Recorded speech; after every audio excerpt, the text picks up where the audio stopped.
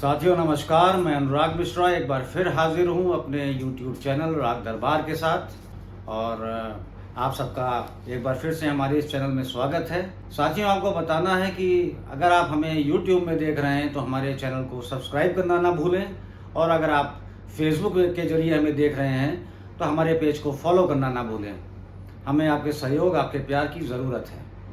तो साथियों, आप जानते हैं कि राग दरबार में हम लोग हर बार लाते हैं कोई नई कहानी, कोई नई जानकारी के साथ, कुछ किसी नई शिक्षा के साथ। तो इस बार हम आपके सामने लाए हैं कहानी सबसे बड़ा दानी। तो एक बार भगवान कृष्ण और अर्जुन, ये दोनों आपस में, इन दोनों की बहुत पटरी खाती थी। और एक बार ये दोनों आपस में चर्चा कर रहे थे कि इस संसार में सबसे बड़ा दानी कौन है।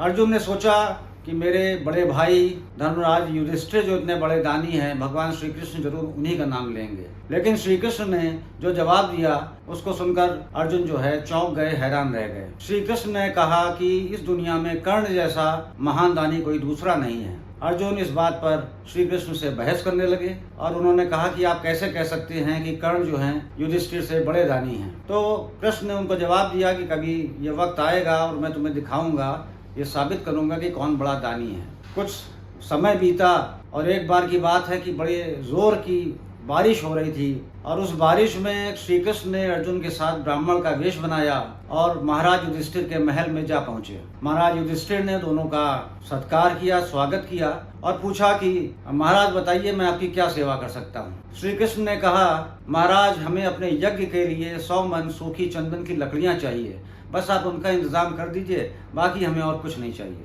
अब चूंकि बाहर बारिश हो रही थी, लकड़ी मिलना बहुत मुश्किल था, तो युधिष्ठिर ने क्षमा मांगते हुए कहा कि महाराज आप कुछ भी मांग लीजिए और कुछ भी मांग लीजिए, मैं आपको दे सकता हूँ, लेकिन इस मौसम में मैं आपको सूखी लकड़ियाँ 100 मन, वो भी 100 मन चंदन की लकड़ियाँ कहाँ से दे पाऊँगा।